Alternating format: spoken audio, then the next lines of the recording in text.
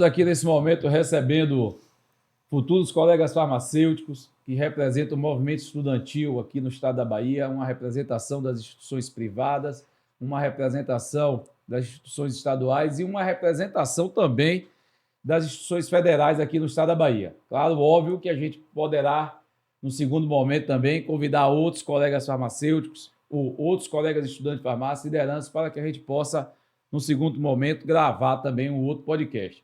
Então vamos iniciar esse bate-papo aqui com a garotada, com o movimento estudantil, falando sobre a importância do movimento estudantil para o fortalecimento da profissão farmacêutica. Eu vou iniciar aqui com a nossa colega Mência, né, para que ela possa fazer a sua apresentação, falar a instituição que ela representa e o movimento estudantil também. Logo em seguida a gente abre para o Renan e para a nossa queridíssima Cacau também. Mência, por favor. Olá, Farmas, boa tarde. Então, eu faço parte do movimento estudantil da FAR, UniFTC, né? Eu sou a vice-presidente do diretório e temos aí grandes desafios, né, pela frente durante a faculdade. Bom, então você representa a UniFTC, né? É a vice-presidente do diretório acadêmico FTC. Renan. Boa. Então, me chamo Renan. Eu sou estudante da UF, né, o estadual de Feira de Santana, e desde o início eu participei de diretório acadêmico, diretório central de estudantes, me envolvi com o movimento estudantil. Hoje em dia eu estou no final do curso, então já não estou mais presente diretamente dentro da gestão, mas acompanho com carinho todos os colegas que estão na luta ainda pela carreira, né, pela profissão farmacêutica. E a gente segue, onde a gente consegue se inserir, a gente segue lutando pelo movimento estudantil, a gente segue lutando pela profissão, a gente segue lutando pela melhoria da nossa valorização enquanto profissionais. Muito bom, Renan. Vamos juntos. Cacau também. Eu sou estudante da Federal da Bahia, né? Universidade Federal da Bahia. Sou membro consultivo do Diretório Acadêmico Ferreira Gomes, histórico diretório. E também componho, né, a Executiva Nacional e a Regional de Farmácia. Renan, vamos começar com o Renan aqui, da UFES, lá de Feira de Santana. Renan, como é que você está vivenciando hoje? Como é que você enxerga o movimento estudantil aqui na Bahia? A gente passou por momentos difíceis com relação à pandemia, não possibilidade de eventos, de aglutinar essa galera bacana que são estudantes de farmácia. Como é que está essa reorganização do movimento estudantil? Quais são as dificuldades que você enxerga hoje em a gente reconstruir um movimento estudantil forte, como sempre foi, sobretudo na profissão farmacêutica? Perfeito. Inicialmente, essa é a palavra certa, né? Reconstruir. Eu acredito que da pandemia para cá, a gente teve uma grande desconstrução mesmo de vários dos espaços do movimento estudantil, mas também dos espaços de trabalhadores, né? Os próprios farmacêuticos tiveram muitas dificuldades de sobrevivência, de manter os estudos, de conseguir a pós-graduação que deseja, de conseguir o mestrado, o doutorado que deseja, de conseguir continuar se capacitando para atender a população. Durante a pandemia, a gente teve, além de muitas mortes que poderiam ser evitadas, essa dificuldade estabelecida em todas as instituições públicas e em todas as instituições privadas. Sendo que agora a gente tem tentado retomar esses espaços, fazer deles de novo pulsantes, né, que a gente consiga reavivar o movimento estudantil e trazer várias pessoas para conseguir discutir o que são as nossas pautas principais enquanto profissão. Então, acredito que uma das coisas que tem dificultado é justamente um reflexo, um refluxo, eu diria até, da própria pandemia. A situação do estudante hoje em dia, ela se transformou, porque o tempo de graduação é um tempo finito, né? Muitas vezes ele se representa enquanto um ciclo. A pessoa que inicia o curso, ela tem uma disponibilidade de tempo, ela tem uma perspectiva sobre a profissão, ela tem características diferentes do que um egresso, um formando vai ter. E aí essa transformação que a pandemia nos trouxe, acredito que facilitou com que muitas pessoas se inserissem na universidade, porque existiram mecanismos de estudo facilitados para o ensino à distância, mas também diminuíram a qualidade do ensino, a nível de construção dos próprios cursos mesmo. O aumento de cursos das redes particulares, principalmente, aumentou muito, e isso dá condição para a pessoa entrar, mas não se conecta com outros estudantes. Então, isso é uma das grandes dificuldades. A gente tem tido muitos profissionais que hoje buscam na carreira somente a legitimação de que ele pode fazer o emprego dele. e não necessariamente construir a saúde pública, construir um cuidado ao paciente que seja de nossa profissão, né? De nossa função social enquanto farmacêutico. E em algumas situações também a gente percebeu que estudantes que estavam colados com a gente, que estavam participando bravamente do movimento estudantil, que eu e Cacau, inclusive, por essa inserção da executiva, a gente conseguiu conhecer pessoas de outras regiões do país, né? Pessoas de outros estados. E conversando com elas, a gente criou sonhos juntos. Porém, a pandemia nos trouxe essa descontinuidade. A gente parou de conseguir se encontrar, a nossa vida se transforma, o lugar que a gente mora já não é o mesmo, o trabalho que a gente tem já não tem a mesma carga horária. Então, tudo isso dificulta, mas não impede. Eu acredito que essa é a grande questão. E por isso reconstruir é importante. Por isso reconstruir é a palavra-chave, é o que a gente deve buscar. A gente deve continuar sendo um movimento estudantil de luta, a gente deve continuar buscando uma formação que seja de qualidade e participar junto com a categoria profissional farmacêutica para melhorar também as nossas condições de trabalho. É isso aí, Renan.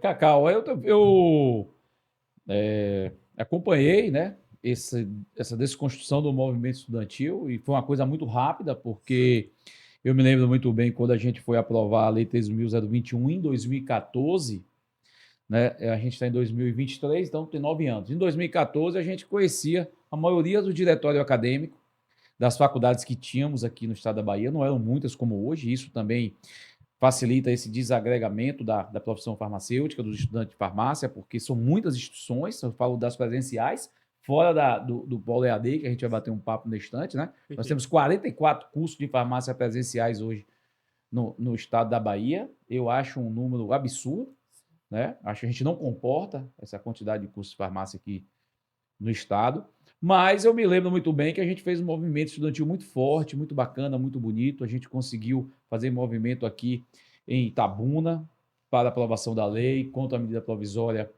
que extinguia a presença do profissional farmacêutico na farmácia comunitária. A gente fez passeatas aqui no centro de Salvador. A gente conseguiu unificar muitos estudantes para Brasília, para a aprovação da lei.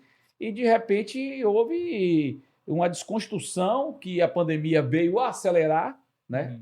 Essa desconstrução, e hoje eu sinto uma dificuldade realmente quando eu vou nas faculdades particulares e eu procuro um representante do diretório acadêmico, eu não encontro nenhum. Não sei se as instituições também favorecem para que isso ocorra, para que não tenha questionamentos, né? Porque quando você tem um movimento estudantil organizado, ele tem uma força pulsante, né? E é muito forte, porque é um movimento político apartidário, né? Todo movimento estudantil ele precisa ser levado muito em consideração. Eu entendo que somente os estudantes têm condição de mudar alguma coisa nesse país. E é realmente isso que você falou, é preciso reconstruir. Cacau, como é que anda lá a Universidade Federal da Bahia, né? Com o diretório Ferreira Gomes, você também faz parte da executiva nacional, né? Dos farmacêuticos, como é que está aí essa reconstrução, como o Renan colocou, como é que a gente volta novamente a fazer os EREFs, os ENEFs, né? E que os estudantes possam participar mais ativamente dos enfrentamentos que a gente vai bater um papo aqui com vocês nesse podcast. Desde 2016, de fato, a gente vem sofrendo esse processo, né, de desmobilização e descredibilização de movimentos sociais no geral, né? A gente não pode esquecer que o movimento estudantil é um movimento social.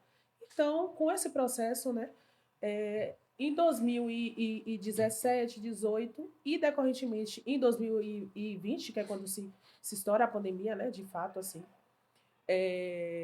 a gente vê que a gente começa a perder comunicação, né?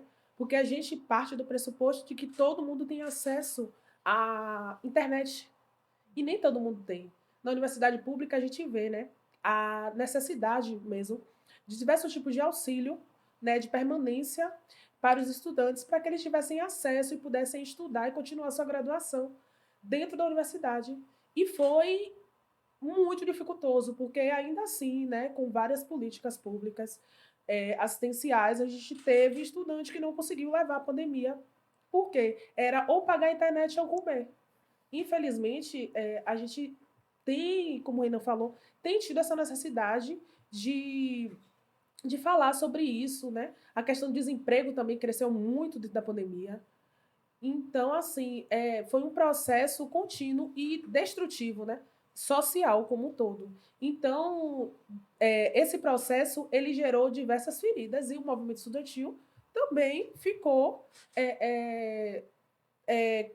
acometido por esse processo. E os estudantes também, porque a gente vê que a necessidade de voltar a esse processo de mobilização. Em 2019, a gente teve nosso último ENEF, né? Foi o Encontro Nacional dos Estudantes de Farmácia.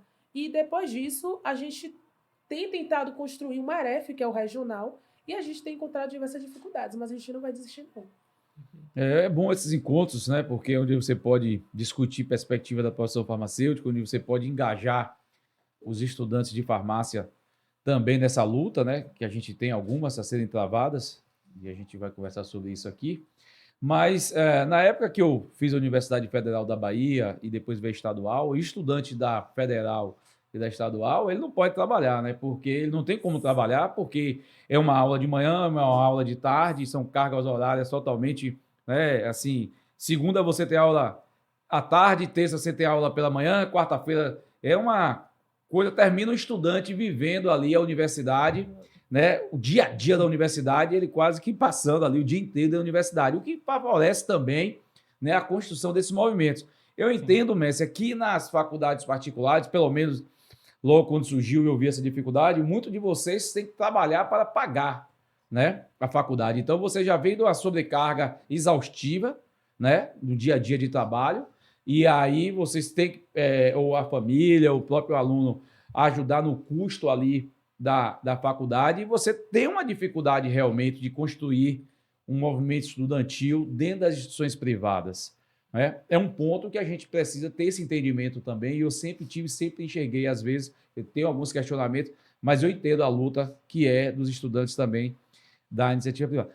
Isso mudou, continua no mesmo enfrentamento? Como é construir, né, um movimento estudantil organizado dentro de uma instituição particular? Bom, como tem sido falado desde o início aqui, estamos em momento de reconstrução. Na faculdade que eu represento, né, a FTC, tinha um diretório. Depois que veio a pandemia, o diretório sumiu, deixou de existir. E aí, o que é que acontece? De 2 anos para cá, foi que começamos novamente esse movimento, né, de reconstruir um diretório, de ter pessoas ali naquela faculdade que representassem os estudantes, né, para a gente justamente fazer as coisas acontecerem. Porque nós sabemos que, de fato, todos ali que estudam têm uma carga diferente, né, trabalham, tem alguns que estudam pela manhã e trabalham à tarde e noite, tem pessoas que trabalham durante todo o dia para estudar à noite, né, e tem sido, de fato, uma luta.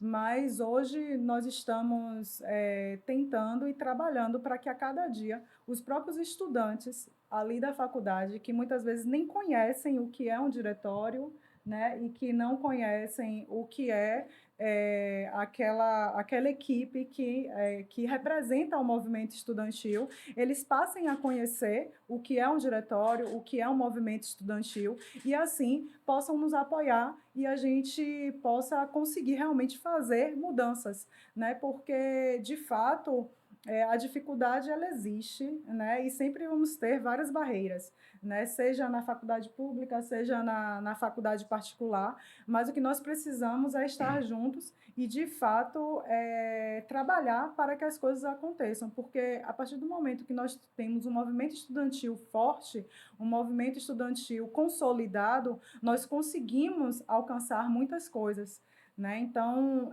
nós precisamos realmente trabalhar cada dia, porque a dificuldade é muito grande, principalmente dos próprios alunos, às vezes, terem esse entendimento. E é isso que nós estamos fazendo lá do diretório, né? Trazendo ao conhecimento, né, de todos os estudantes ali daquela faculdade, né, do setor de farmácia exclusivamente, que o diretório ele é importante e que o movimento estudantil ele é de suma importância justamente para podermos fazer as coisas acontecerem dentro da faculdade e melhorar cada dia mais.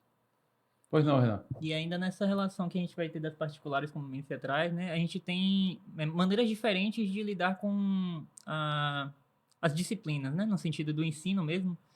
muitas vezes o aluno da particular, ele vai ter uma prova que ele vai gastar um valor, e se ele não tem esse valor, essa prova não pode ser realizada com relação à segunda chamada, com relação a provas de... Prova final, chama assim também? É substitutiva, no caso. Provas substitutivas, que nas estaduais e nas federais são chamadas de final, né? Mas, enfim, existem custos que não são sempre visibilizados para alguns estudantes que são da rede pública e que, por vezes, quando a gente se depara com eles, a gente se espanta, porque são custos altos, elevados mesmo, e que se o estudante não tem acesso a uma bolsa, não tem acesso a alguma rede de apoio financeira, ele não consegue concluir a graduação, seja na rede particular porque existem esses entraves, ou seja na rede pública por existirem custos de sobrevivência, custos que estão relacionados à continuidade da vida para a pessoa continuar estudando. Como o Cacau bem colocou, da dificuldade que foi a pandemia, né? Os alunos escolherem ou pagar a internet, ou fazer uma janta, ou fazer um almoço, né? A gente sabe também que nas universidades estaduais e federais a gente tem também essa questão do custo, né? Da manutenção desse aluno na instituição, né? E o que dificulta mais também na estadual e na federal é porque são cargas horárias totalmente, né? Na minha época, por exemplo, a gente tinha aula no decorrer de segunda a sexta, uma aula era à tarde, uma aula era à noite, uma aula era pela manhã, e a gente não tinha condições realmente de buscar nenhum vínculo. Mas Cacau, você também que está prestes a se formar, né?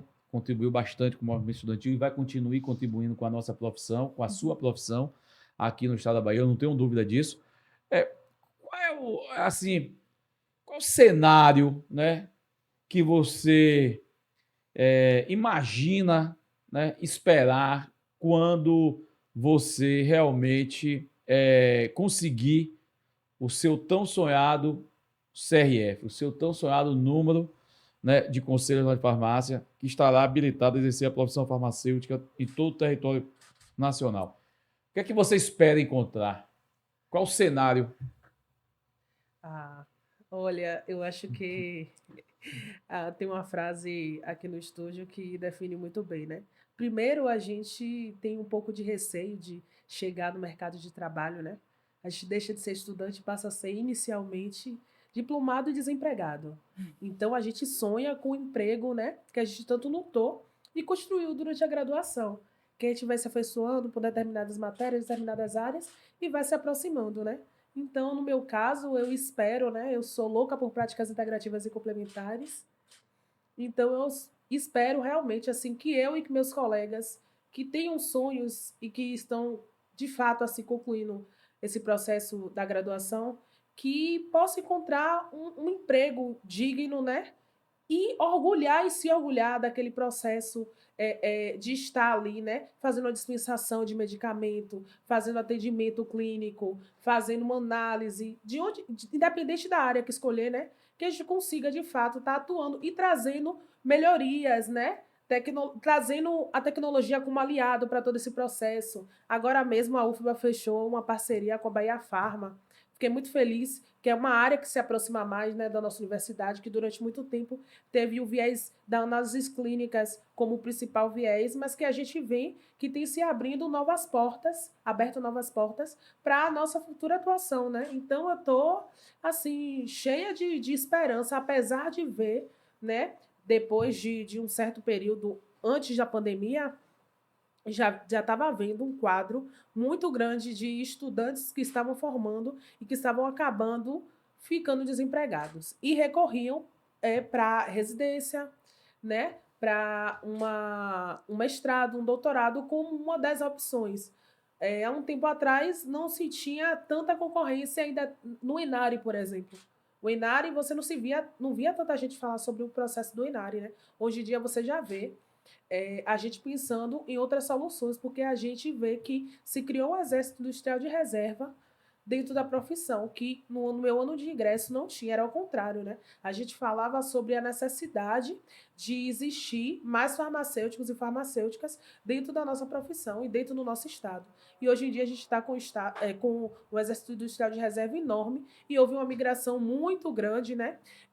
De pessoas, principalmente do sul do país, para cá, para ocupar espaços que antes estavam vagos, né? E que hoje estão superlotados. E hoje a gente já tem o processo inverso, né? Tem uma Sim. turma saindo aqui do estado da Bahia né, indo para o sul. Mas realmente, durante muito tempo, a gente tinha um pessoal, sobretudo ali de Minas, né, do Sudeste ali, do Sul, vindo para cá, porque a gente tinha uma carência muito grande de profissional farmacêutico. Na farmácia comunitária, por exemplo, que é uma área que emprega hoje 70%, 80% da categoria farmacêutica, a porta de entrada ainda é a farmácia comunitária, né? E a gente já enxerga já uma saturação dessa porta de entrada da farmácia comunitária e a gente precisa pensar fora da caixinha, né? Quais são as outras áreas de atuação, como o Cacau bem falou, práticas integrativas, né? Que é uma área que a gente imagina crescer muito dentro da atenção básica. Renan, nessa visão, né, da colega Cacau, qual é também o cenário, né, hoje, bem francamente, assim, que você imagina encontrar para a nossa profissão aí e para você quando se formar, né? E o que fazer, já vou logo jogar esse desafio, né? E o que fazer para a gente tentar mudar um pouquinho esse cenário, sobretudo a questão da empregabilidade. Perfeito. É muito interessante a nossa área, porque realmente, né, é uma área que eu tenho me encontrado, falando também de experiência do que a gente gosta, do que a gente sonha, uma área que eu tenho me encontrado também em análises clínicas, tenho trabalhado já há 2 anos na área, com colegas muito boas, muito profissionais, com o professor Pedro Prates, em Feira de Santana. Referência. Excelência. E, enfim, esse cenário que a gente vê, ele além de ser um desafio no sentido de empregabilidade, que é o que a gente está comentando aqui, é um desafio no sentido de estrutura também, né? A gente precisa pensar sempre que qualquer área que a gente vá se colocar, a gente precisa entender qual é a mão de obra que está sendo colocada, quais são os recursos que estão sendo disponibilizados para isso e estrategicamente pensar qual região tem cumprido cada papel.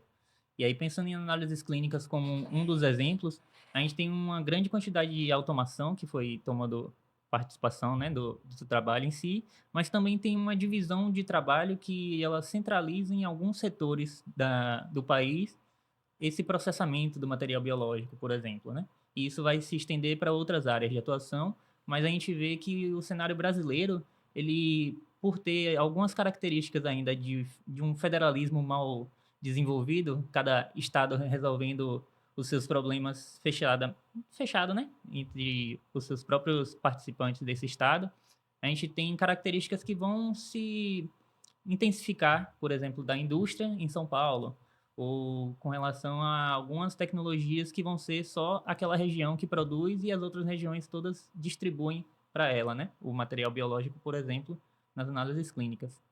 Então, a gente tem esses desafios, que são os desafios da profissão, são desafios de uma infraestrutura brasileira, são desafios de um projeto político, né, que a gente precisa desenvolver, econômico mesmo, de infraestrutura. A gente teve no passado uma produção muito maior de insumos farmacêuticos ativos e hoje em dia a gente compra tudo de fora, a gente importa grande parte, acredito que até 5% hoje em dia do que a gente produz é local, é daqui, brasileiro.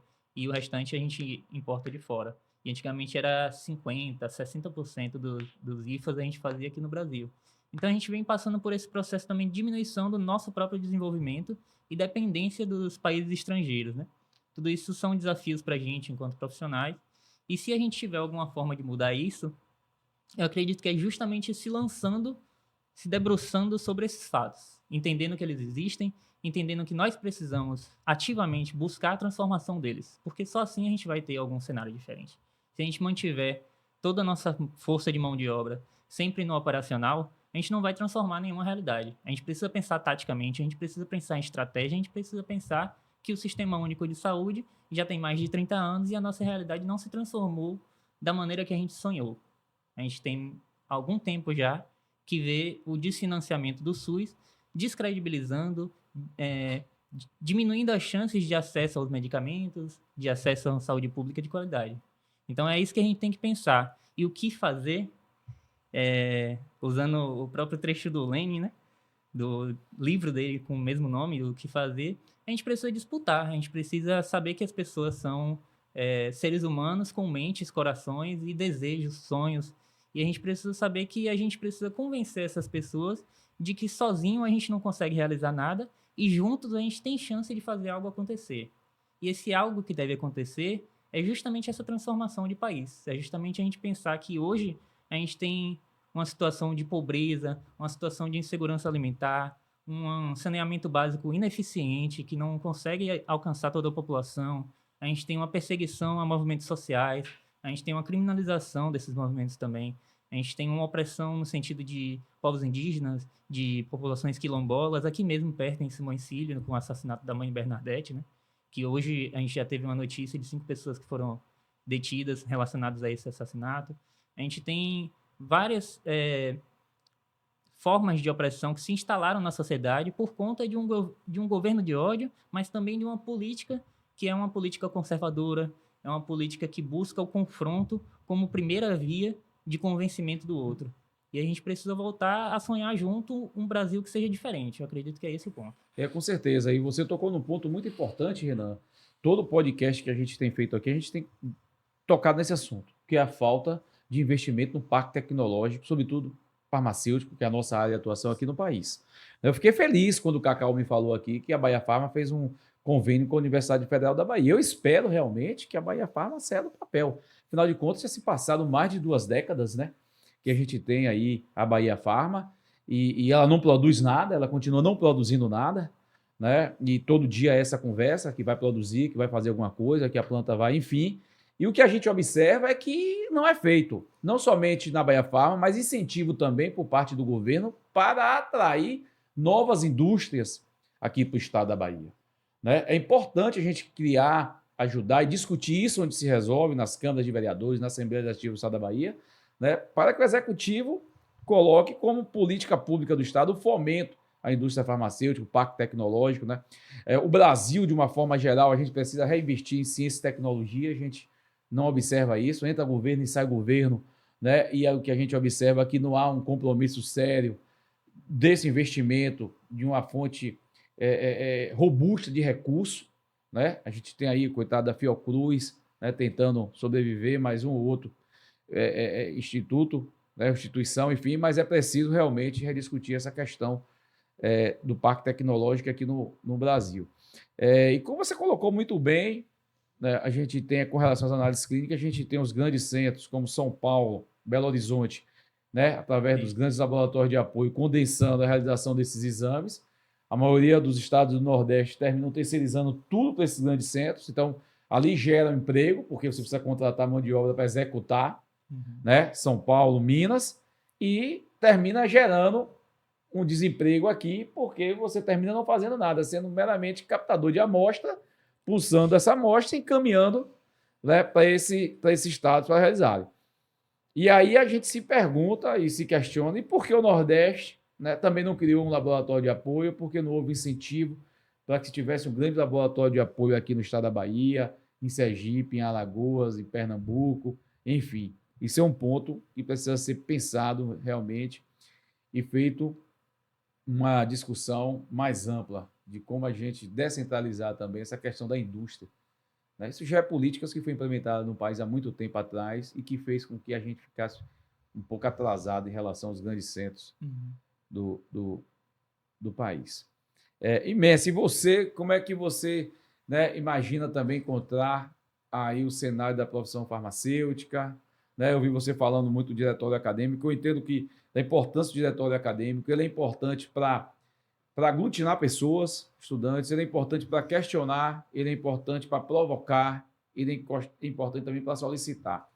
Então, eu vejo muito lá no Conselho Nacional de Farmácia da Bahia, quando chega uma solicitação do diretório acadêmico, né, para um curso, para um apoio em um evento, a gente já, né, fica feliz, porque a gente olha, os estudantes estão querendo alguma coisa, o pessoal está solicitando, né, está tendo um movimento, né, e de um certo tempo para cá, realmente, não houve mais essa solicitação, não houve mais eventos, entende, pela pandemia, agora da reorganização, mas a gente espera que daqui para frente vocês possam continuar fazendo esse trabalho que vai iniciar aí agora com esse evento da GFARBA, né? Depois vocês vão falar um pouco também, e que outros eventos NFLF possam também ocorrer aqui no estado. Mas qual é a sua perspectiva do cenário aqui no estado da Bahia quando você receber o seu CRF? Bom, perspectivas são várias, né? Sonhos, né? Planos, projetos, existem vários. Mas eu acredito muito, quando eu decidi entrar na faculdade, fazer a faculdade de farmácia, eu decidi que eu queria ser uma farmacêutica que fizesse a diferença. Que bom. Não queria ficar dentro da caixinha, né? Por quê? Porque o que é dentro da caixinha é o que a gente já está acostumado a ver, né? Farmacêutico no balcão de todas as farmácias, fazendo ali aquela atenção rápida e dispensação, né, de medicamentos. E a gente está E que lutando ainda para tirar essa assim- questão da palavra balcão. Né? Exatamente, mas Vamos é o que a tentar gente consolidar fala. o consultório farmacêutico. Não, eu entendo realmente, eu tenho tentado até me corrigir quando fazer algumas palavras para não falar mais balcão de farmácia. Falar Infelizmente. consultório farmacêutico. A gente entende que a estrutura física das farmácias Ainda é não assim, se adequaram, né? é o Exatamente. balcão, mas se a gente quer transformar a nossa profissão em clínica, em farmácia A gente tem clínica, que- em atenção, cuidado farmacêutico, a gente tem que tirar a palavra balcão e Exatamente. começar a pensar no consultório farmacêutico.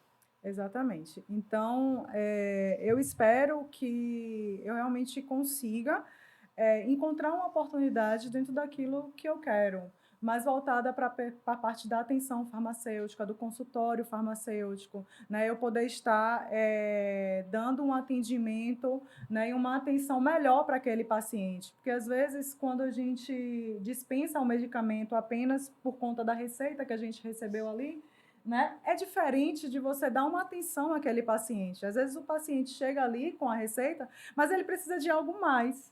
Não é só você dispensar o medicamento, mas sim você cuidar dele como um todo, que eu acho que é justamente aí que entra o nosso papel como farmacêutico, né? A parte de atenção farmacêutica, a parte de plano de cuidado, né? Quantas vezes o paciente ele chega na farmácia e pede o medicamento e informa que está sentindo alguns problemas, alguns efeitos por causa do medicamento que está tomando.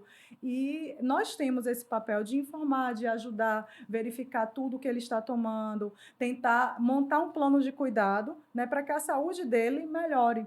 Né? Então, eu espero realmente que nós sejamos mais valorizados, né, nessa parte de atenção farmacêutica e incluídos como essenciais, de fato, né, no atendimento, né, principalmente na atenção primária à saúde. Porque nós somos necessários. O médico ele está ali, ele identifica qual é a patologia, qual é a enfermidade que aquela pessoa tem e prescreve o medicamento. Mas nós, farmacêuticos, estudamos e sabemos qual é o efeito colateral que pode ter, qual é a interação medicamentosa que pode ter com uma alimentação ou com outro medicamento que ele tome, né? Enfim, toda essa parte, a parte de práticas integrativas e complementares, que também apoia justamente no cuidado e no tratamento do paciente. Então, nós temos esse campo, né? Nós precisamos estar cada vez mais nos especializando, nos aprofundando, para que possamos, né, mostrar realmente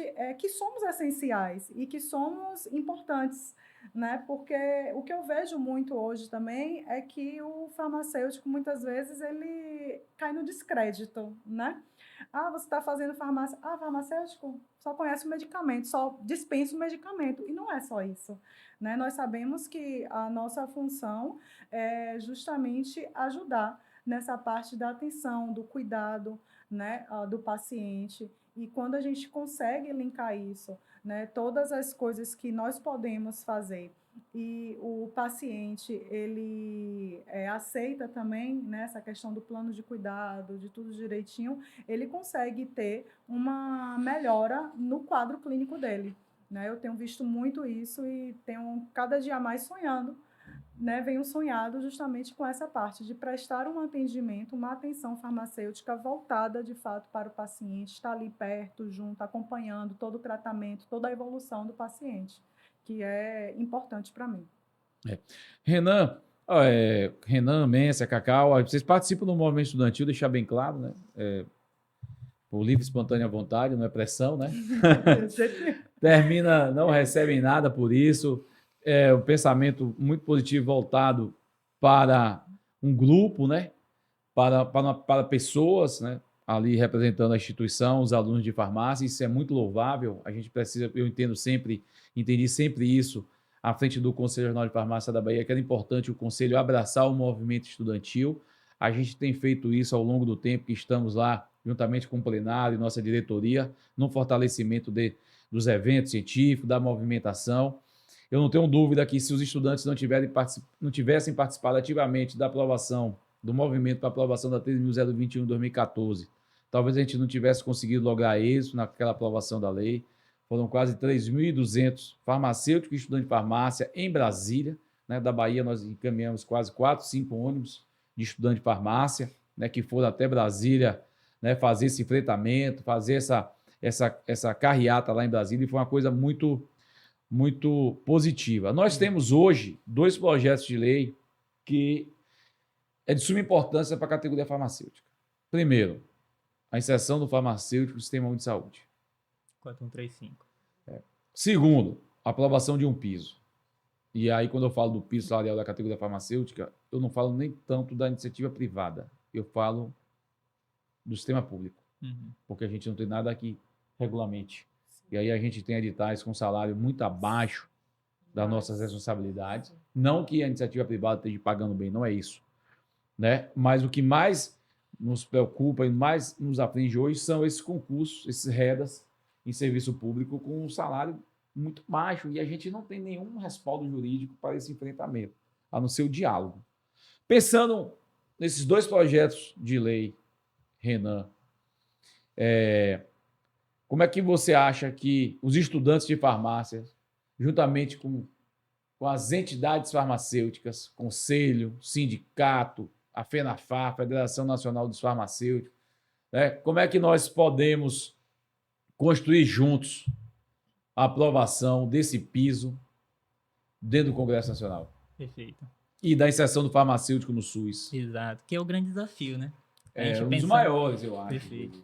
A gente pensando da forma que nem se atrás também. Quando um farmacêutico se insere num serviço de saúde, o que ele está fazendo é aumentando a chance desse serviço de... Perdão. Quando um farmacêutico se insere nesse serviço de saúde, o que ele está fazendo é aumentar a chance desse paciente alcançar um tratamento que é devido, adequado à condição que ele está apresentando, à doença que ele carrega, né, que ele porta.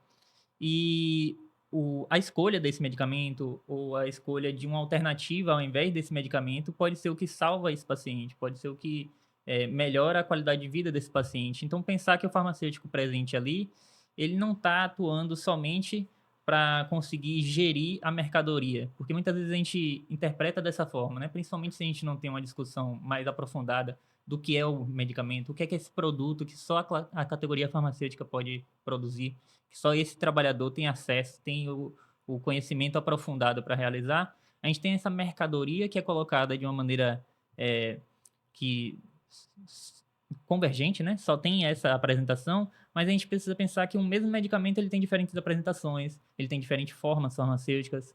Cada especialidade farmacêutica, né? Falando no termo técnico, cada apresentação que a gente vê, que é uma marca, que é uma substância, que é uma quantidade, que tem mais ou menos comprimidos, que tem mais ou menos ml, cada uma dessas coisas pode ser que tenha impacto no tratamento do paciente. E se a gente tem um farmacêutico presente nessa equipe, ele vai melhorar esse tratamento, ele vai acompanhar para que o paciente possa, inclusive, pedir melhorias desse tratamento, que muitas vezes o próprio paciente vem com a questão para a gente, né? E será, então, um investimento para essa equipe, porque vai diminuir os custos que são relacionados ao medicamento que não serviria, não seria eficaz, e vai fazer com que o tratamento que foi colocado, o recurso que foi alocado para esse paciente, seja, de fato, utilizado e que chegue ao objetivo. Então, a gente precisa pensar o farmacêutico como um investimento, inclusive no setor de saúde pública, inclusive no nosso SUS, inclusive nas nossas unidades de saúde. A gente precisa revitalizar a estratégia da saúde da família como uma das formas de aumentar esse quadro de profissionais. A gente precisa reconhecer que o farmacêutico tem atuações que são de âmbito do consultório farmacêutico, né, o balcão, mas são também de âmbito de planejamento, de gestão. A gente tem políticas públicas que são defasadas, que a gente não consegue mais adequar elas à realidade brasileira, ou por vezes que não tem uma execução devida. A legislação planeja, mas não existe ainda a execução. E o farmacêutico presente no setor público vai justamente trazer essa transformação. E aí, quando a gente pensa no setor público no sentido de concursos, realmente a gente tem pisos, um valor que não chega até o piso. A gente tem tido vagas que são distantes, né, do local de moradia, geralmente são vagas para o interior do estado. Então, existem ainda as dificuldades que são do âmbito da territorialização. E aí, se a gente precisa pensar o SUS enquanto território, a gente precisa também pensar em como inserir no farmacêutico, no egresso, né, no perfil do profissional que vai sair de uma universidade, de uma faculdade, um perfil também de se importar com o seu território, de planejar no seu território quais são os objetivos de cada comunidade, quais são os objetivos de cada unidade familiar que vai ter nessa região e qual é a necessidade do farmacêutico de se adequar a essa realidade. Muitas vezes a gente tem um farmacêutico que vai se especializando em uma das áreas e, por vezes, quando ele atua em alguma outra posição, ele não vai ter uma comunicação com o paciente que seja resolutiva, né, para esse paciente. Pacientes que já têm maior costume de utilizar plantas medicinais, por exemplo, não vão reagir a uma farmácia de bairro da mesma forma que um centro urbano vai reagir.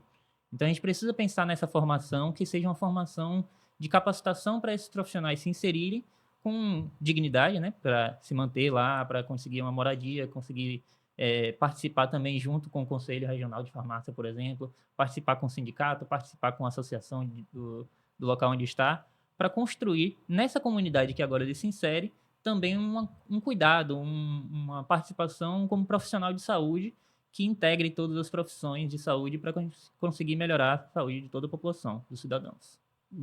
Cacau, vamos complementar aí, Renan? Como é que a gente vai ajudar a aprovar esses dois projetos de lei no Congresso Nacional? Acho que a primeira coisa que a gente tem que fazer é tomar consciência, né? A gente não pode mudar nada enquanto a gente não toma consciência. Então, eu acho que a gente, enquanto classe, precisa tomar consciência da importância do Sistema Único de Saúde para o nosso país, né? Então, esse é o primeiro passo.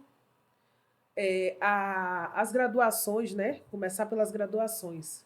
Porque eu acho que no processo de graduação, a gente precisa trazer debates que são indispensáveis para nós enquanto profissionais. E eu vejo que nas grades das faculdades públicas e particulares, o sistema de saúde é muito pouco debatido. Muito pouco debatido. Se a gente for no Instituto de Saúde Coletiva, por exemplo, tratando da UFBA, a gente vai ver que diariamente, semestralmente, a gente fala sobre SUS. E quando a gente vai na faculdade de farmácia, a gente fala muito pouco sobre SUS. Verdade. E tudo que a gente falou aqui agora nessa mesa foi SUS. Eu estava falando da clínica SUS. Tudo que a gente pauta aqui está regulamentado dentro da Anvisa, e a Anvisa é o órgão de onde? Né? Então a gente precisa estar falando sobre isso, dessa tomada de consciência. Posteriormente, com a tomada de consciência, a gente ia à luta, né? E a luta é verbalizar a importância do farmacêutico. Quando você tem posse disso, você verbaliza de forma melhor, né? Fala a importância do farmacêutico em todas as áreas, né? Não tenho o que falar, em todas as 3 grandes áreas, né? Desde a área de bromatologia, né? Que é o tratar dos alimentos, até a área de análises clínicas, passando por medicamento também.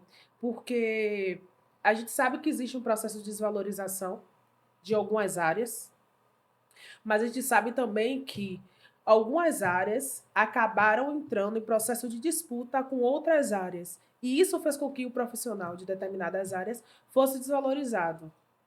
Mas por que isso? Porque a mão de obra acabou ficando mais barata. E isso retrata também a questão de salários tão baixos nos concursos. Porque se você pode contratar um profissional por um valor X sobre 2, você não vai contratar um profissional valor X, você vai contratar pagando metade. Isso é uma lógica. É uma lógica infeliz do sistema, mas é uma lógica. Né? Então, assim, essa tomada de consciência é importante, esse processo de ir à luta, de verbalizar mesmo, verbalizar em sala de aula, verbalizar nos espaços comuns, nós enquanto estudantes, né? Primeiro voltar a ocupar esses espaços, depois verbalizar isso. Olha, o mercado de trabalho está complicado, nós estamos passando por um processo de desvalorização de algumas áreas. E por que está acontecendo isso? Vamos debater, vamos discutir o que é que a gente pode fazer, enquanto profissional, enquanto estudante, para mudar isso. E levar isso para espaços públicos. Chegar mesmo, usar as grandes mídias a nosso favor e publicizar isso. Eu estava lendo outro dia, né, alguns artigos e estava vendo, falando sobre exatamente do que o Renan falou, que foi a questão de, hoje em dia, a gente tem, por exemplo, a compra por X instituição, de determinada quantidade de medicamento. Mas essa X instituição podia diminuir bastante a compra de medicamentos alopáticos, por exemplo, que eram de grande custo, importados, por exemplo, se tivesse um farmacêutico ali trabalhando na clínica, né? No Sistema Único de Saúde. E a gente sabe que tem essa carência, né? Mas porque a gente precisa tomar posse disso. Enquanto a gente não toma posse, a gente não pode fazer luta. Boa análise, boa reflexão, Cacau. Com certeza, a gente precisa discutir juntos, né? Instituição, movimento estudantil, farmacêuticos, né? Esse enfrentamento. Messi, aí você. Eu acho que, complementando, principalmente a parte também de pesquisa, que a gente precisa investir e intensificar essa parte, né? Conscientizar os alunos. A gente está falando de conscientização aqui. Eu acho que algo crucial é justamente essa conscientização nas faculdades para os alunos, né? Porque muitas vezes, eu falo lá na faculdade, por exemplo, é um exemplo que eu tenho pessoal meu, né? Nós temos 4 semestres e os 4 semestres primeiros são justamente, tem uma matéria pelo menos que fala o tempo todo do SUS. Saúde coletiva, saúde do trabalhador, saúde disso. E a gente sempre fala do SUS. Porém, o que é que acontece? Os alunos, muitas vezes, em si, eles não entendem a grandiosidade que é a questão do SUS e a importância de fato, nós entendermos e tomarmos posse daquilo que a gente precisa, até mesmo para a gente ocupar a nossa área dentro do SUS. Né? Porque nós sabemos hoje, né, quem já tem essa consciência sabe da importância do farmacêutico dentro da unidade de saúde e nós precisamos tomar esse espaço. E nós precisamos, para tomar esse espaço, nós precisamos estudar, nós precisamos nos aprofundar cada dia mais nesse assunto e mostrar realmente, né, a importância que nós temos. Além disso, a questão de pesquisas, como a gente falou da questão do medicamento alopático e, por exemplo, de plantas e tal, isso aí é uma coisa que muitas vezes não se acredita, né? Mas a pesquisa está aí, ela pode ser feita. Hoje nós temos, por exemplo, na Restinga, ali que é a parte das dunas, né? O Parque das Dunas, ali na Restinga, eles têm ali um potencial, né, muito grande de plantas medicinais. Mas o que é que acontece? As pessoas começam a pesquisar e saem. Por que isso? Porque não tem investimento, porque às vezes se desinteressam no meio do caminho, né? A gente fez lá na faculdade nós temos uma iniciação científica que é justamente com a ideia de colocar a farmácia na Restinga. E para isso nós precisamos estudar, nós precisamos nos aprofundar, porque plantas medicinais existem ali várias, né? Nós precisamos nos aprofundar e estudar. O que é que ali dentro tem? Né? Qual é a área ali de pesquisa que nós temos e que nós podemos justamente apoiar de uma forma maior a população? Né? Porque existe uma população ali aos arredores que muitas vezes nem conhecem o que tem ali e não valoriza. Então, a partir do momento que a gente começa a estudar e começa a se aprofundar, começa a pesquisar, a gente vê um potencial muito grande. Então, toda essa parte de conscientização, de pesquisa, né, são coisas importantes para podermos ir avançando os degraus. Porque eu acredito que é uma luta muito árdua, né, essa que nós estamos vivendo. Essa parte de dessa aprovação desses 2 projetos de lei, são lutas árduas que nós estamos passando. E para a gente conseguir, nós precisamos de apoio e precisamos avançar cada degrau, para então a gente conseguir mais uma vitória, né? Assim como a gente conseguiu lá há 9 anos atrás, ou foi 10? 9, não foi? 2014 é 9. 9 anos atrás. Assim como nós conseguimos há 9 anos atrás, que agora nós possamos conseguir novamente. Mas precisamos lutar para isso. Eu achei interessante tudo que vocês colocaram aí, vocês trouxeram a discussão, a questão do conhecimento técnico-científico, né? Cacau trouxe que é preciso se apropriar, para a gente aí depois pensar em lutar e avançar. Renan também concorda, você também concorda, né? É importante que os estudantes tenham esse entendimento que o conhecimento técnico-científico vai ser o diferencial para qualquer enfrentamento. Eu observo a questão do desemprego aqui no estado da Bahia, é uma coisa que nos preocupa bastante, quanto Conselho Regional de Farmácia do nosso estado, mas é uma coisa, um dado que me chama a atenção também. A gente tem uma turma com 15, 20 alunos e você tem metade dessa turma, ela se forma e já tem uma vaga de emprego garantida. Aí tem uma outra metade que não tem. E aí, o que é que aconteceu? Por que aqueles 50% conseguiram logo de imediato, quando se formaram, inserção no mercado de trabalho, porque os outros 50% não conseguiram?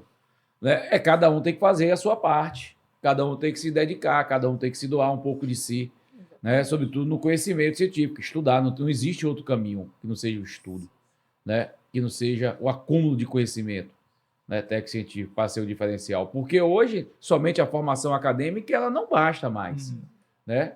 Como foi dito aqui por algum de vocês. Entra no curso de farmácia somente para conseguir ter validar uma área de atuação, né? E fez o curso, de certa forma, não se compromissou. É um curso difícil, um curso tem 5 anos quase, praticamente dentro da universidade ou de uma faculdade, fazendo um curso extremamente difícil, várias químicas, matemática, fisiologia, biologia, né? Física, inclusive, na UFBA, não sei se ainda tem essa matéria. Não, foi Na minha época ainda tinha que fazer física ainda, né? Tinha física, né? Tinha física lá, enfim, é um curso muito difícil, o curso de farmácia, mas a gente precisa, o aluno, o estudante, precisa se dedicar, precisa estudar, né? Só assim a gente vai mudar esse cenário aqui no estado da Bahia. Recentemente, uma colega nossa nos procurou, relatando, o Cacau, a dificuldade de inserção no mercado de trabalho. Ela se formou em 2019. A gente está agora em 2023. Eu falei, colega, me mande o seu currículo aí para eu dar uma analisada, para ver se eu consigo alguma coisa. Ela pegou o currículo e me enviou. De 2019 para cá até 2023, ela não fez um curso de capacitação, ela não fez uma especialização, ela não fez nenhum curso rápido que o Conselho... Ela é daqui de Salvador. Praticamente todo final de semana, o Conselho traz cursos no seu auditório com temas relevantes, ou no auditório do Conselho, ou nos hotéis. Mas a colega também, acho que ela se formou e achou agora eu vou estar inserido no mercado de trabalho. E não é isso. O mercado hoje ele cobra muito mais do que a formação acadêmica, né? Um conhecimento científico e um equilíbrio emocional também, né? Eu queria ouvir de vocês a opinião, né? E depois eu quero que vocês também me perguntem, eu vou abrir a possibilidade para cada um de vocês fazer uma pergunta para o Conselho Regional de Farmácia do Estado da Bahia, que nesse momento eu represento, né? O que vocês esperam do Conselho também, como é que o Conselho poderia ajudar o movimento estudantil na consolidação da profissão ou no avanço da profissão aqui no Estado. Mas eu queria que vocês fizessem uma análise crítica, né, sobre essa formação EAD nos cursos de saúde e no nosso curso de farmácia. Começando aí pelo Renan. Beleza. Então, ainda antes de entrar especificamente no EAD, né, que a gente fala das condições de inserção no mercado de trabalho, a gente tem, obviamente, passar por uma condição prévia, né, que o estudante, quando ele vai se inserir no mercado de trabalho, ele pode ser que já tenha algum canal, alguma pessoa que vai indicar ele para algum lugar, ou pode ser que ele tenha bastante dificuldade de se inserir, tenha questões familiares, tenha questões que vão impedir essa entrada tão recente, né? Claro que quando a gente fala de um processo de vários anos, buscar capacitação, buscar profissionalização é o dever do farmacêutico. É o dever não só porque a gente precisa ser cada vez melhor para conquistar essas vagas, mas principalmente porque a gente precisa ser cada vez melhor para o nosso paciente. Eu acredito que esse é a grande força motriz que a gente tem, é conquistar cada vez mais conhecimento para a gente conseguir atender o paciente de uma maneira que seja integral, né? Buscando a integralidade como princípio mesmo. E falando da EAD, a gente teve justamente em 2019, nesse mesmo ano, a gente teve o encontro, o COREF, né? Que nas siglas da executiva, é como se fosse um preparatório para o encontro regional, que seria o EREF. Então, a gente teve o COREF em Feira de Santana. Foi um dos momentos que a gente conseguiu debater um pouquinho sobre a AD, a gente conseguiu fazer um manifesto, né, uma pequena cartinha, que na época fazia esse discurso de que fazer uma educação à distância para um curso de saúde, ela intrinsecamente vai dar problemas. dentro das disciplinas, dentro das práticas, dentro do que a gente precisa aprender, o contato físico é muito importante, seja para o exame físico ou seja para a gente conseguir trazer humanização para o atendimento. Então, quando a gente tem um curso que ele é feito totalmente à distância, ou mais de 20%, né, que seria a nível do Ministério da Educação, o que ele considera como a educação à distância, é mais de 20% das aulas. Quando começa a se aumentar muito essas aulas à distância, a gente tem uma dificuldade desse profissional de se inserir com essa humanização, com essa técnica prática desenvolvida na educação presencial. E aí, os cursos que hoje pregam essa educação à distância, inclusive, economizam muito os custos, economizam porque não tem a necessidade da sala de aula presencialmente, né? Não tem espaço físico, não tem a necessidade do professor constantemente dar essas aulas, por vezes pode ser uma reprodução de uma aula de professor, que já traz uma outra gama de assuntos que a gente pode debater aqui, se isso é correto, se não é correto, se alguma aula que um professor já deu no passado pode ainda ser mantida para o futuro, porque as coisas se transformam, ou seja, porque esse professor não deu... não recebe, né, os louros de ter feito essa aula em todos os momentos onde ela é reproduzida. Tem várias questões aí. Mas a educação à distância tem sido um grande entrave para a gente, e o Ministério da Educação tem um papel central nessa cobrança, né? De construir cursos que sejam cada vez mais de qualidade e fazer esse tipo de fiscalização que é feito pela INEP, que é feito pela ENAD, que é feito por várias secretarias, né, do órgão do Ministério da Educação, tem sido um papel ainda difícil por conta desse aumento, por conta dessa quantidade grande de instituições de ensino que estão buscando simplesmente trazer a legitimação, né, trazer o canudo, trazer o diploma na mão do profissional, sem necessariamente alcançar a qualidade devida que a gente precisa ter para o profissional exercer. Eu lembro que ainda nesse mesmo ano, 2019, a gente chegou a consultar publicamente sobre a prova de... Como seria para o advogado, né? A prova de OAB. Me falhou o nome agora. Prova de ordem. Isso. Seria como prova de ordem, prova de... Não, esqueci o termo exato. Mas seria essa prova que vai garantir que esse profissional que é egresso de uma instituição tenha capacidade para exercer, né? Então, isso, como uma proposta foi sendo ainda confabulada, né? Pensada, mas ela ainda não está na ordem do dia. Então, a gente precisa pensar em quais as formas que a gente tem hoje de melhorar a capacitação profissional, de trazer esses farmacêuticos para um grande encontro, como a gente vem tentando fazer, né? Essa reconstrução desses espaços onde a gente vai ter workshops, oficinas, palestras, exposição de vários banners de pesquisa. Quando você traz a questão da pesquisa para a faculdade particular e para a faculdade pública, a gente tem diferentes formas dessa pesquisa se exercer também. E dentro do Brasil, hoje em dia, a pesquisa que é feita, ela é feita dentro das universidades públicas, muitas vezes, a proporção é muito maior, mas a remuneração em torno dessas pesquisas tem sido ainda muito baixa. Então, uma patente hoje em dia não consegue ser mantida por uma universidade pública, por exemplo, mesmo que tenha sido descoberta lá. A gente precisa pensar a educação à distância sempre com essas questões que vão dificultar mesmo. A gente não consegue fazer uma educação à distância que tenha toda a complexidade que a educação presencial tem, sendo que nas universidades a gente ainda tem essa inserção do farmacêutico junto a outras profissões de nossa sociedade, né?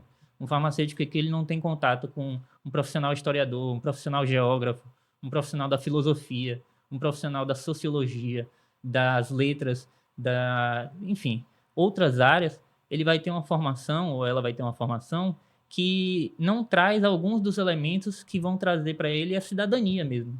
O conhecimento do cidadão, de aumentar a sua capacidade teórica, de aumentar a sua gama de assuntos que vai dominar, né? Então, é essa defesa mesmo de que a gente continue buscando fortalecer as nossas instituições públicas de ensino.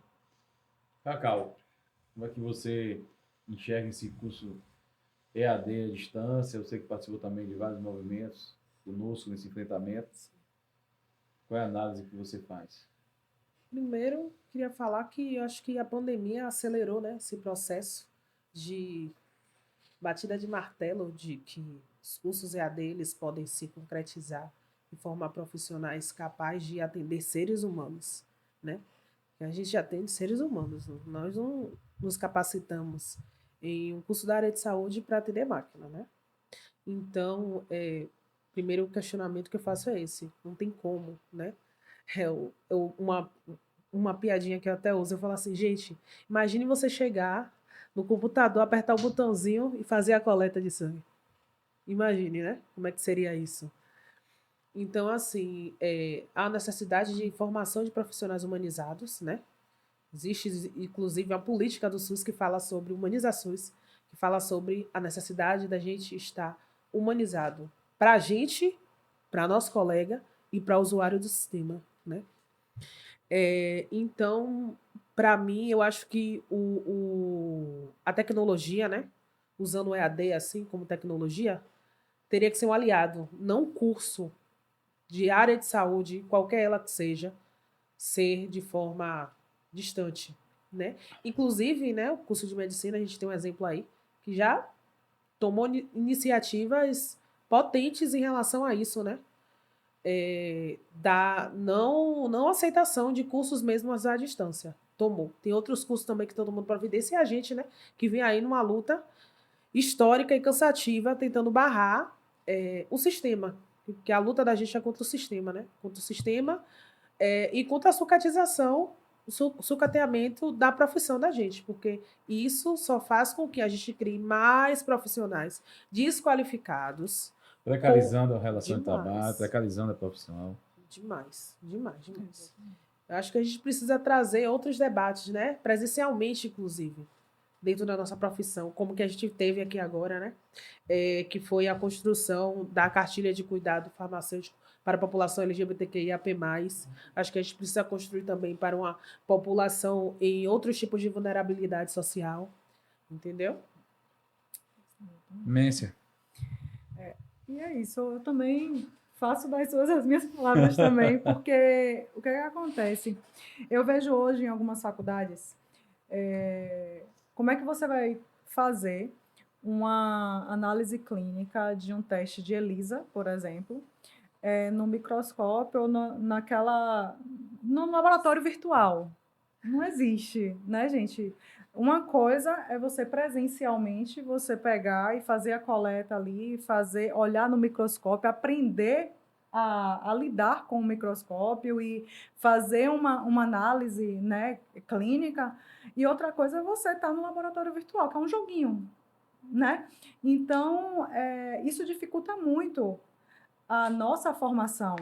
Então, o que acontece? Quando a gente começa a se acostumar demais com o virtual, a gente para também de tratar as pessoas de uma maneira normal, né? É a mesma coisa. Durante o Covid, a gente falava que a tecnologia ajudou muito, porque tem internet, tem ali o tempo todo, mas você sentiu falta do, né, estar presente, de toque, de abraçar a pessoa, de olhar para a pessoa.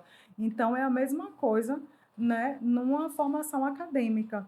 Como é que a gente vai estar ali o tempo todo estudando para se formar como farmacêutico se a gente não consegue fazer uma análise clínica de uma maneira mais aprofundada? Ou como é que a gente vai adquirir conhecimento até a interprofissionalidade, né? Porque hoje nós sabemos que quando você trabalha em conjunto com o fisioterapeuta, com o nutricionista, com o médico, com o enfermeiro, o resultado, né, para o paciente é muito maior. Como é que você aprende a lidar com as pessoas se você está o tempo todo no online? Então, eu particularmente, eu não sou muito a favor dessa parte de educação online, ensino à distância, porque você não consegue ter esse contato assim, se aprofundar e até mesmo se tornar um profissional. Porque o online não te torna profissional. O que vai te tornar profissional é justamente você estar estudando e você ter o contato, saber como lidar com as pessoas, você saber como vai lidar um paciente, saber como você vai lidar com o seu colega de trabalho. Então, é o presencial é que você aprende. Porque no online você fala o que quiser. Hoje a gente vê aí as pessoas ficando doentes por causa do online, ficando doentes por causa de palavras que são ditas em redes sociais. E como é que você vai tratar um paciente dessa forma? Né? Como é que você vai mostrar toda a sua bagagem, né, de conhecimento apenas no online? né? Então, tem que se observar muito isso. Porque senão você se torna um profissional meeiro, não completo. Para mim, é bem a minha Sim. palavra. Eu não quero ser uma profissional medíocre, digamos assim. Eu quero ser uma profissional completa. E para isso eu tenho que desenvolver também a minha comunicação, eu tenho que desenvolver toda a parte de relacional com gerente, com colega de trabalho, com profissionais da área, com o próprio paciente, saber como falar com aquele paciente, porque cada paciente ele fala de uma forma, cada paciente ele tem uma bagagem diferente. Você não vai falar para um paciente em termos técnicos, você vai falar para um paciente da forma que ele entenda. Então, tudo isso a gente aprende presencial, não online. Com certeza. Eu acho que já foi dito aqui, inclusive, nessas andanças nossas, nessas palestras de instituição do EAD, eu entendo que é humanamente impossível você formar um profissional competente, né, de forma EAD, sem colocar a prática na vivência, né, sem ter esse contato com o microscópio ou com pestilo, enfim, Sim. com qualquer área de atuação nossa, mas o agravante maior é a falta da inter-relação pessoal, Sim. né? Porque você, para ser um bom profissional, não basta só ter um conhecimento técnico científico apurado. É importante você ter uma inteligência emocional também apurada, né, para os enfrentamentos da vida. Porque a vida é uma sucessão de batalhas, né? Nós vamos perder algumas, vamos ganhar outras e vamos pedir a Deus que a gente chegue no final da vida com mais vitórias do que derrotas, né? Não é certo que nós vamos obter mais vitórias que derrotas nessa passagem aqui durante esse momento da nossa vida aqui na Terra. Então, assim, é importante viver o dia a dia de uma universidade, de uma faculdade, né? O convívio em uma cantina, um convívio com outros profissionais que não sejam farmacêuticos, né? Como você bem colocou, psicólogos, fisioterapeutas, médicos, enfermeiros. E isso, o ensino presencial dá essa possibilidade para o aluno, né? Conhecer outras realidades, né? Conhecer outras situações. O que o EAD não favorece. Né? E você termina criando uma sociedade fraca, uma sociedade que não está preparada para a derrota. Na primeira derrota, ela recorre a um ansiolítico, um medicamento, né, para curar ali sua crise de ansiedade, o que eu sou terminantemente contra. Né, a banalização da medicalização, né, dos psicotrópicos, dos ansiolíticos. Claro, eu entendo que em determinadas situações se faz necessário sim, mas se você for fazer uma anamnese hoje, bem feita, eu garanto que 60% a 70% dos pacientes que estão utilizando este medicamento, talvez uma roda de conversa, né, não estariam necessitando da utilização dos mesmos. Né? Então, a gente precisa fazer esse enfrentamento porque é uma questão que envolve toda a sociedade brasileira. Né? E não é só a questão, como foi dito por Renan, só mercantilista, faturar mais, né? Formar por formar, né? Não ter investimento numa sala de aula, num ar-condicionado, num transporte, numa estrutura física. Né? Me parece que as pessoas elas só querem arrecadar e não tem um compromisso com a formação de qualidade como precisa ter. E isso vai impactar na sociedade brasileira como um todo. Eu acho que esse enfrentamento não é só nosso, profissionais de saúde. A sociedade brasileira precisa comprar essa guerra, né? Essa luta. Né? E ela assiste isso pacificamente. Essa formação EAD. Né? Isso vai ser um problema sério. Sério. Já vem sendo. Eu acho que a tecnologia é importante, como o Cacau colocou, para uma especialização, para uma pós-graduação, mas a formação acadêmica jamais ela poderá ser feita de forma virtual. Né? Esse é o posicionamento nosso. Né? Renan, Cacau, Messia, eu queria ouvir de vocês, eu queria agora que vocês fizessem um questionamento para o conselho. Cada um de vocês fizesse um questionamento para vocês, se eu tiver condição de responder, eu vou responder, né? Senão eu vou também enrolar e não vou responder, certo? Mas eu queria que vocês fizessem um questionamento, cada um de vocês, o que você espera das entidades farmacêuticas, eu aqui representando nesse momento, nesse podcast sensacional, o Conselho Regional de Farmácia da Bahia.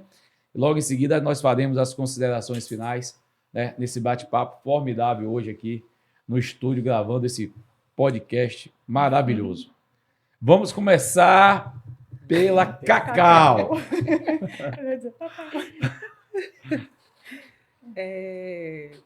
Primeiramente, agradecer, né, a oportunidade de estar aqui. e posteriormente falar aqui uma coisa que eu fiquei muito feliz, né, de ver de resultado assim do trabalho do conselho com parceria com os profissionais, que foi esse plano de cuidado, né, farmacêutico para a população LGBTQIAP+. Eu gostaria de saber como é que a gente, estudante, pode estar se inserindo, né, que é uma luta nossa também. E estou aqui à espera da construção de um também para a população negra. Ah, pronto. Acho ótimo, gostei da proposta. O conselho se coloca aberto, né, para essa construção desse manual, como se colocou. Eu acho que os estudantes eles precisam ser sempre bem recebidos na nossa casa, que é o Conselho Regional de Farmácia da Bahia. Né? Eu costumo dizer que as pessoas que estão lá, elas não são conselho, elas estão conselho. Né? O conselho somos todos nós, farmacêuticos, estudantes de farmácia, fazem parte dessa família farmacêutica baiana. Com problemas, claro, como toda família tem problemas, mas também com muita união, com muita força de mudar essa realidade. Eu acho que os estudantes eles precisam se aproximar mais do conselho. A gente tem, é bem cíclico, né? Tem turma, tem época que eles estão muito lá dentro do conselho, aí tem época que se dispersam, né? Eles não participam mais, não vão lá, não convida assim, o conselho a participar do evento científico, né? De como ajudar a construção daquele evento científico. Mas eu acho que um trabalho bacana que o Conselho de Farmácia da Bahia vem fazendo é aproximar o conselho das academias e trazer para o estudante de farmácia e futuro farmacêutico qual a importância do conselho de classe e qual é o papel desse conselho. Né? Eu, quando me formei, Cacau, eu não sabia o que era conselho. Eu tinha um conselho como aquela instituição ali que ia me cobrar e eu morria de medo do conselho. Né? E a minha percepção que eu tive de conselho quando eu me formei foi a pior possível. Porque quando eu me dirigi ao conselho, eu saí com 2 boletos para pagar. Um boleto da inscrição do conselho e um boleto da anuidade. Eu falei, pô, não estou nem empregado ainda, nem emprego eu achei. E já saio do meu conselho de classe com 2 boletos para pagar. Então, eu fiquei com aquilo me marcou muito. Eu me lembro de um discurso que eu fiz improvisado na casa do professor Cleuber, porque a nossa formatura foi lá na casa do professor Cleuber, ele cedeu o espaço dele, Cleuber Fontes, um dos grandes bacteriologistas desse país e da Bahia, né, professor da Universidade Federal, ele cedeu o espaço e eu fiquei revoltado, peguei o microfone e falei, já estava criando problema antes de ter concluído e recebido. E aí eu falei, não, isso aqui não pode acontecer, a gente vai levar o conselho para dentro da academia. Vamos apoiar os eventos científicos, vamos mostrar qual é o papel do conselho de farmácia, quais são as lutas, né, quais são as batalhas e precisamos construir juntos. E assim nós vamos fazendo, né, nesse tempo aí que estamos, juntamente com a diretoria, com o plenário, né, com o nosso conselheiro federal, Altamiro, quebrando essas arestas do conselho com o movimento estudantil. Então, o conselho está, sim, de portas abertas para receber qualquer estudante que quiser ir lá, bater um papo, solicitar um apoio, através do diretório acadêmico. Né? Uma coisa é a gente receber uma solicitação do diretório acadêmico, outra coisa é receber a solicitação de um estudante de farmácia isolado.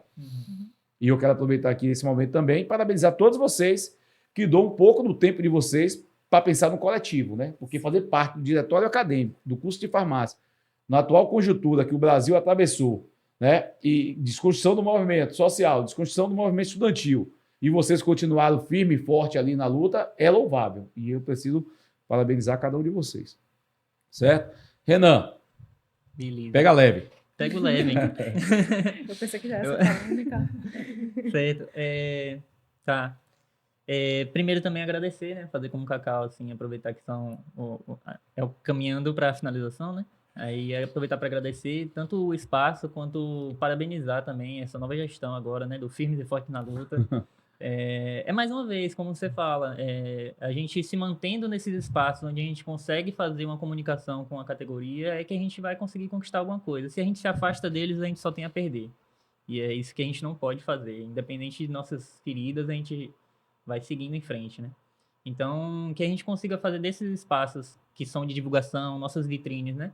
Um espaço de recrutamento, um espaço de chamada para outras pessoas participarem junto com a gente. Agradecer toda a equipe, muito, muito legal o espaço que vocês conseguiram construir aqui e outros também que a gente já conseguiu construir juntos. é muito importante que a gente saia desse isolamento que a pandemia nos criou, né, mentalmente, e passe a se reconhecer enquanto coletividade mesmo, porque só assim a gente consegue construir as coisas. Se a gente depender só de nossa força, em algum momento a gente tropeça. Então, minha pergunta é no sentido também desse projeto, né, projeto de sociedade mesmo, que seria a educação. Qual a condição que hoje o Conselho enxerga de disputar por essa educação de qualidade, sabendo que a gente tem esses cortes que vão acontecendo no setor público, sabendo que a gente tem programas que são colocados para as universidades, para as faculdades e universidades particulares, que são de financiamento desse estudante, mas em algum momento ele também precisa da devolutiva, né? Como é que a gente vai pensar a educação se a gente não tem hoje em dia uma perspectiva de futuro com esse teto de gastos, com esse novo teste de gastos, com as formas que a gente tem de tolir a universidade, tolir a educação? Como é que o Conselho tem conseguido pautar isso? Como é a sua visão hoje em dia? O Conselho, Renan, inclusive o Conselho da Bahia foi um dos primeiros, né, a mover uma ação contra essa formação EAD, né? Nós fizemos, inclusive, uma audiência na Assembleia Legislativa do Estado da Bahia, não sei se algum de vocês participaram aqui, estava lá, né? Foi dos primeiros conselhos a fazer esse enfrentamento nessa formação EAD, porque a gente se assustou, me lembro muito bem, eu estava no interior do estado quando Maria Fernanda me procurou, né, falando de uma legislação que ela construiu, naquela época, eu não me lembro, um mosaico, não sei, e aquilo tomou uma repercussão no país inteiro, porque a gente não sabia dessa formação EAD, no curso de farmácia, no curso de saúde. Né? E aí já existia em outros estados. Na Bahia estava escondido, porque foi o primeiro estado a formar farmacêuticos EAD. O estado da Bahia é o primeiro estado da federação a formar profissionais de saúde farmacêuticos EAD. Nós tentamos, de todas as formas, né, esse enfrentamento. O Conselho Federal continua no enfrentamento. Recentemente saiu uma liminar proibindo a abertura de novos cursos de farmácia EAD. Né? Nós estamos trabalhando forte dentro do Congresso Nacional. A gente entende que é difícil, não é fácil, não é uma luta fácil. Não adianta a gente chegar aqui e dizer que é fácil, porque não é fácil. Existem grandes interesses por trás, né, da continuidade dessa péssima formação. O Conselho de Farmácia da Bahia, ele, como o Cacau colocou, com bastante propriedade, é um dos conselhos que tem o maior engajamento nessas lutas sociais, nessa movimentação social, como foi a construção desse manual, como é também, né, o cuidado farmacêutico voltado também para cegos, né, e mudos. Recentemente a gente fez uma palestra com a colega farmacêutica fazendo um trabalho bacana aqui. Né? Com a saúde indígena também, a gente tem colegas farmacêuticos que trabalham e a gente está sempre dando espaço. É um conselho que está voltado a essa atenção também, a essa formação da sociedade brasileira de uma forma mais humanizada. Agora, é importante deixar bem claro aqui que sem a participação dos estudantes de farmácia, nós não vamos conseguir. Eu vou dizer para vocês bem claro. Às vezes a gente vai fazer uma audiência na Câmara de Vereadores contra um salário ruim. O município tal está pagando um salário abaixo do piso, 20% do piso. A gente convoca os colegas farmacêuticos para eles irem nessa audiência para o enfrentamento. Nós não temos adesão. Eles não vão. Por que eles não vão? Porque eles ficam com medo de sofrer represália e perder o emprego. Como é que eu vou fazer uma audiência para discutir um edital de um salário que é de interesse de uma categoria e a categoria não participa? Então, e aí o estudante ele pode ir, porque ele ainda não tem vínculo. Quem pode mudar alguma coisa nesse país é o movimento estudantil, porque o movimento político apartidário, ele é respeitado. Mas aí a gente tem uma decadência da Uni, a gente tem uma decadência de outras entidades e a gente perdeu essa força do movimento estudantil no Brasil. E isso é muito ruim, não somente a profissão farmacêutica, mas todas as profissões. Então, eu acho que se os estudantes esperarem somente do sindicato, do conselho, da FENAFAR, para que a gente mude essa realidade, eu deixo bem claro, nós não vamos conseguir mudar a realidade nenhuma. Porque na hora do enfrentamento, não vão, não podem, não são liberados. Existe uma série de dificuldades, mas o estudante pode, o estudante tem que ir, ele tem que participar, ele tem que ter essa responsabilidade de mudar essa realidade. Afinal de contas, eu estou investindo tempo, recurso meu para uma profissão, né? E eu quero que essa profissão, né, cresça. Messia. É difícil Messia. mesmo, eu admito. Messia. São poucas pessoas que acertam meu nome. Mas então, eu tenho um questionamento sobre a questão no interior. Como é a ação do CRF no interior, que é um pouco mais longe, né? A questão da fiscalização, a questão das farmácias que existem lá, a orientação, farmacêutico, né? Esse acompanhamento e fiscalização lá no interior, aquele interior que é bem mais longe, não é aqui Feira de Santana, coisa de que é coisa perto, assim, coisa mais, né? Aquele estado, aquele interior que é bem... Bom questionamento, porque às vezes a gente vê algumas críticas e todas as críticas elas precisam ser analisadas, né? Quando ela tem fundamento, a gente precisa fazer essa autocrítica dentro da diretoria, né? Mas algumas outras a gente vê que o viés é totalmente diferente. O interior, o que o Conselho fez? Ele descentralizou, né, a sede aqui, por exemplo. Hoje nós temos 14 seccionais do Conselho espalhados aí pelos 417 municípios do estado da Bahia. Recentemente nós inauguramos uma na Chapada Diamantina, no município de Ceabra. Mas nós temos seccional em Teixeira de Freitas, nós temos várias seccionais. Essas seccionais servem de apoio para o farmacêutico, né, e serve também para a gente reafirmar a importância da autarquia. Quando o Conselho vai e abre uma seccional dele ali naquela região, a gente mostra para aqueles munícipes, para aquela sociedade circunvizinha ali, que existe um conselho, que existe uma profissão e que existe farmacêutico.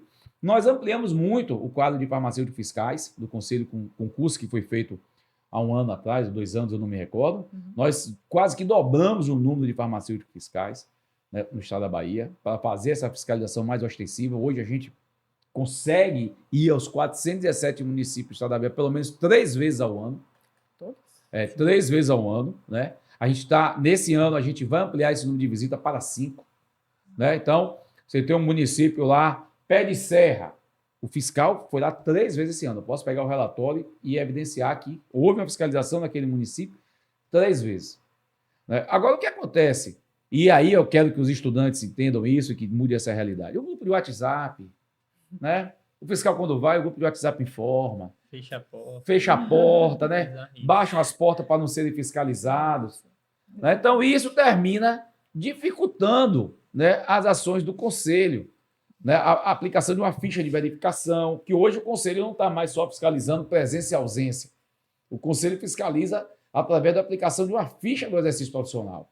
O que é que esse farmacêutico está fazendo ali? Aí tem toda uma série de questionamentos, né? Se eu não me engano, são 20 ou 23 questionamentos que foi elaborado pelo corpo de fiscalização que trata do seu exercício profissional. Então, a gente tem fortalecido muito também na descentralização do conhecimento técnico-científico, né? Tirando os eventos da capital, levado também para o interior do estado. Né? Por exemplo, Paramirim, nós já fomos 2 vezes esse ano lá fazer curso de capacitação. Né? Livramento, fomos também. Né? Guanambi, Teixeira de Freitas, Paulo Afonso, Barreiras, enfim. Então a gente descentralizou também o conhecimento técnico-científico da capital para o interior do estado. Né? Às vezes a gente também fica em uma outra região, porque a gente não tem condição de abraçar. O estado é enorme, grande, mas nós estamos atentos ao interior do estado. Né? Eu queria ouvir de vocês a consideração final de cada um de vocês. Né? Eu estou extremamente satisfeito com esse bate-papo aqui que foi feito com o movimento estudantil aqui, representativo no estado da Bahia. Nós estamos com representação das instituições privadas, nós estamos com representação das instituições estaduais e com a nossa representação também da instituição federal. Foi esclarecedor esse podcast, ouvir os estudantes, né, que amanhã serão nossos colegas, né, o que eles imaginam, o que eles pensam, né, da profissão farmacêutica. O que me deixou bastante feliz e startou com algo mais é que todos estão preocupados com a sociedade de uma forma geral. Né? Não estamos pensando só na caixinha como farmacêutico, nós estamos pensando como construir um país melhor, né, para a população brasileira, claro, óbvio, também com a nossa inserção ali enquanto profissional de saúde, enquanto farmacêutico que somos. Então, vamos ouvir aí do Renan suas considerações finais para a gente. E aí depois eu vou ouvir a Cacau Então, nós vamos inverter. Renan, Messia Mércia. e Cacau. Beleza.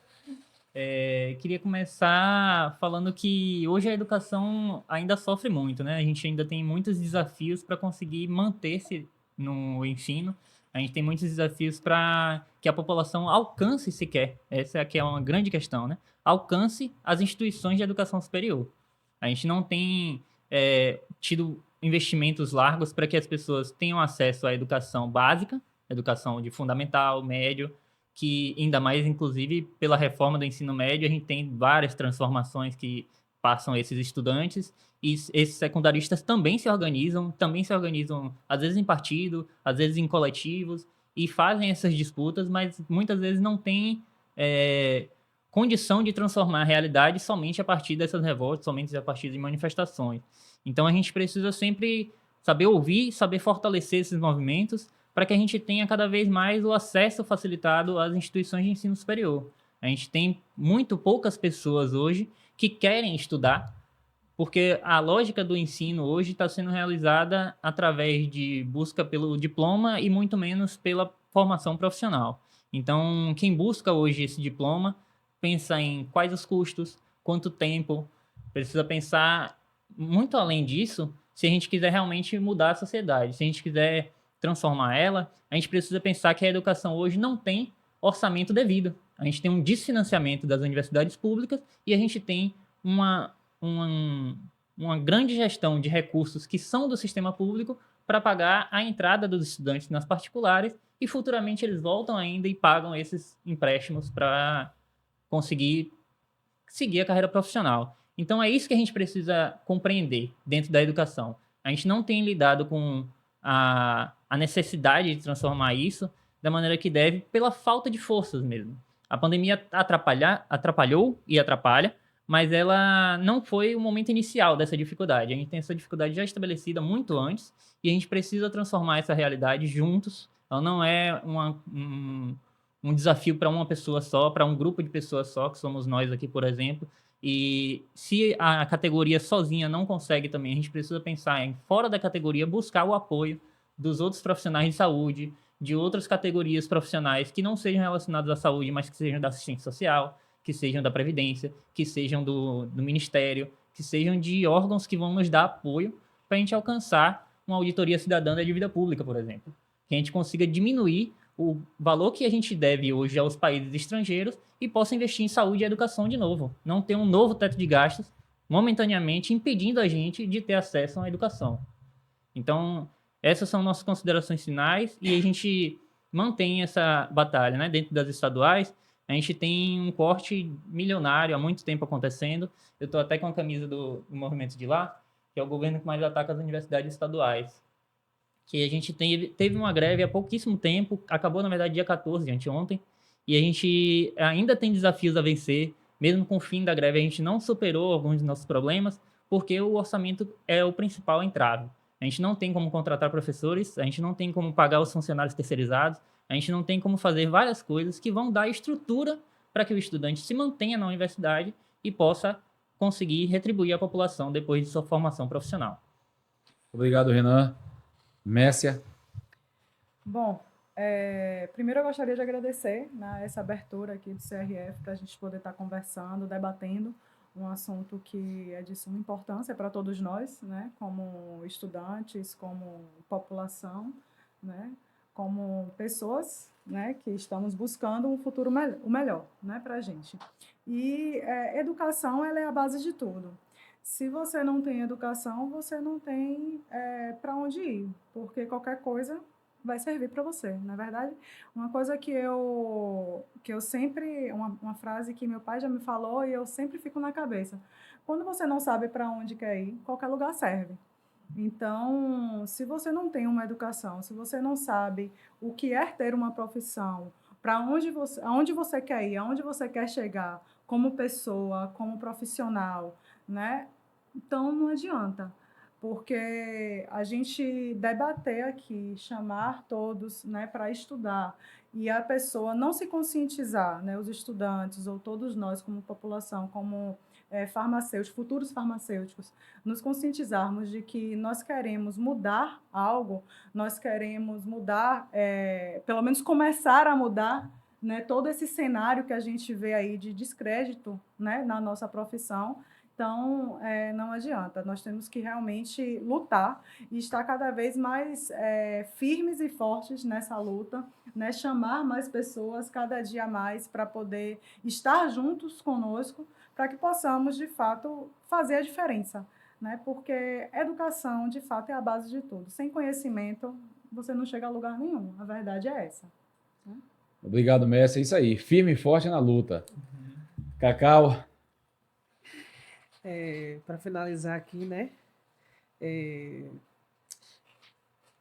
Falar mesmo, né, de todo esse processo que os colegas já falaram, né? Que existe de fato dificuldades, né?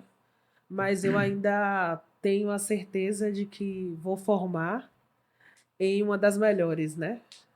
A UFBA é o conceito 5, então muito feliz por isso. E não é fácil dentro da universidade pública, não é fácil ser cotista, mulher preta, né? E, inclusive, agora, essa semana, foi votada novamente a lei das cotas e a gente teve grandes perdas, né? Antes era um salário mínimo e meio, hoje em dia vai ser um salário mínimo só. Daqui a 10 anos, volta a se debater se irá haver ou não a renovação das cotas, né? E é isso, a gente segue na luta, a gente segue buscando a quem dá as mãos, né? Para construir uma academia melhor, construir uma sociedade melhor, construir um conselho melhor, né? Basicamente isso. Obrigado a todos vocês por essa participação formidável aqui dos estudantes nesse podcast sensacional. Todo mundo dá a mão aqui, então, para evidenciar que juntos somos mais fortes. Valeu, porra. Obrigado a cada um de vocês. Democracia e luta para transformar.